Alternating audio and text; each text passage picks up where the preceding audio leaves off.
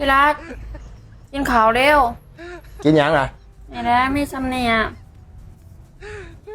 สำนันบ่ มาไป ฮัลโหล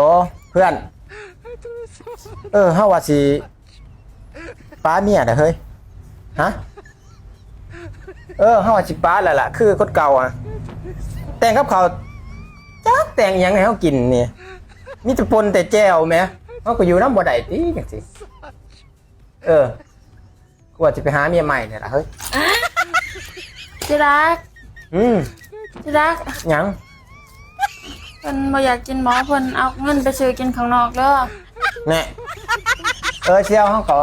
เฮาเอาลิ้นนะหยอกเฮาหยอกมึงเจียวเฮาบ่ได้ป้าแล้วเมียเฮาดีไหมโอเคเพื่อน